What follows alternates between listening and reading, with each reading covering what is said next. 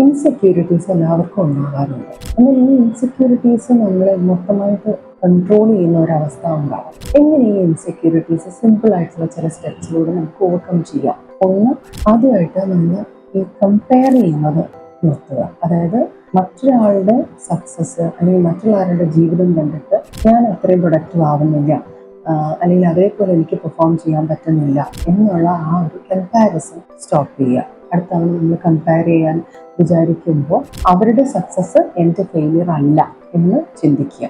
രണ്ട്, നമ്മുടെ നെർവസ് സിസ്റ്റത്തിന് ഒരു ഡിസ്റെഗുലേഷൻ ഉണ്ടാവും ഇത്തരത്തിലുള്ള ഇൻസെക്യൂരിറ്റീസ് കൺസിസ്റ്റൻ്റ് ആയിട്ട് നിൽക്കുമ്പോൾ. അപ്പോൾ അതൊന്ന് റെഗുലേറ്റ് ചെയ്യാൻ വേണ്ടിയിട്ട് ബ്രീത്തിങ് എക്സസൈസസ്, മൈൻഡ്ഫുൾനെസ് പോലത്തെ കാര്യങ്ങൾ നമ്മൾ പ്രാക്ടീസ് ചെയ്യുക.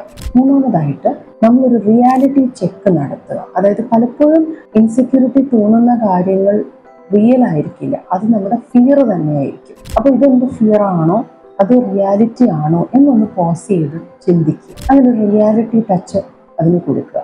ലൈക്സോ അല്ലെങ്കിൽ മറ്റുള്ളവരുടെ വാലിഡേഷനോ വേണ്ടിയിട്ട് നമ്മൾ വെയിറ്റ് ചെയ്യാതെ റിയാലിറ്റി ചെക്ക് ചെയ്യണം. ഇങ്ങനെ നമ്മളിത് കൺസിസ്റ്റൻ്റ് ആയിട്ട് ട്രൈ ചെയ്ത് നമ്മുടെ ഇൻസെക്യൂരിറ്റീസ് ഓവർകം ചെയ്യാനായിട്ട് സാധിക്കും.